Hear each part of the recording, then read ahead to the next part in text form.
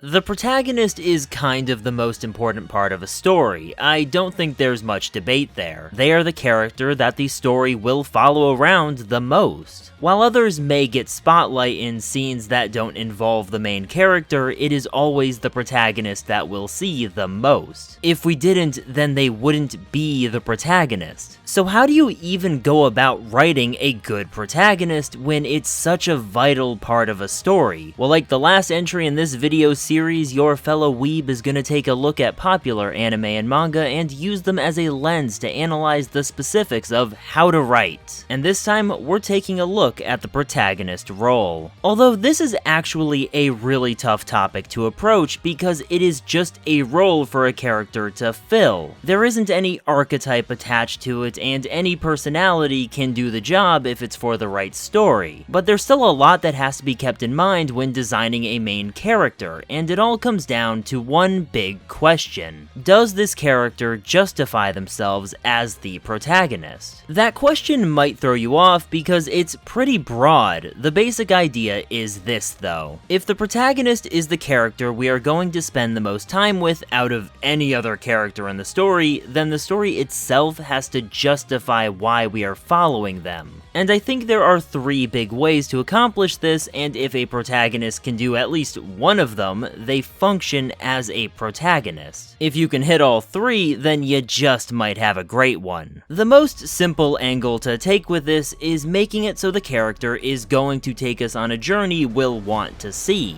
A good classic example of this is Luffy from One Piece. Now Luffy is an example that takes the word journey very literally, but basically it just means the protagonist should be the character that following would allow us to see the most interesting things that can happen. One Piece is a series about the search for the One Piece. This not only allows for a big adventure that shows major geographical diversity, but it also involves the major political powers of the One Piece world. By following Luffy, the guy who is most fitting to find it and whose dream is to find it, we end up seeing the most interesting things that can happen. Now you could say, well, interesting stuff happens around Luffy because he's the protagonist and Oda writes it that way. But that's all semantics. Everything in fiction is constructed, and it's the job of the writer to construct a story in a way that has at least some logical through line. Luffy's dream is to be the Pirate King, so he's going to go on an adventure that will be fun to watch, and his personality, a mix of bravery, a carefree attitude, and passion, makes it so he gets himself into trouble, keeping things interesting. Luffy also falls into the chosen one category kind of, and that is worth talking about. A very common thing is for a protagonist to be a part of some destiny or some special bloodline. Luffy kinda does, Naruto definitely does, and there are a lot of examples of one or the other or even both. And it's for a good reason. If your main character is destined to be a part of some big plot or is in some family that's very plot relevant, then they're naturally going to be at the center of all the interesting stuff. It gets a bad rep for undermining conflict when the MC has some special advantage, but I definitely think it's a trope worth playing with to this day, as it does serve this purpose well. Just make sure to be creative with it. Tropes are as bad as you make them. The second angle to take this idea is through the themes of the story. Literally every story has themes and ideas that drive it. Every writer is saying something through their work, whether they mean to or not. And the protagonist of said work should be emblematic of that driving theme. Literally my previous video on this channel is about Chainsaw Man, and a good section of that video is how Denji perfectly represents the themes of the story and the kind of dangers the story wants to warn us about. Denji's growth as a character represents what the story is trying to say so perfectly that no other character would fit the protagonist role for Chainsaw Man nearly as well. Denji is a good example of using growth to demonstrate a theme, taking a character that starts out as the opposite of what the series represents, or at least lacking, and seeing them progress into that stronger ideal that the story wants to demonstrate. These would be characters like Edward Elric, Naruto, Thorfinn, Mob, etc. You get the picture. Doing it that way is really popular for a reason, since you can show character growth that feels thematically resonant. However, the other way to do it is to have your character represent that theme from the beginning. Luffy is again a good example of that, since he so perfectly represents the freedom that One Piece idealizes that he's perfect for the story he's in.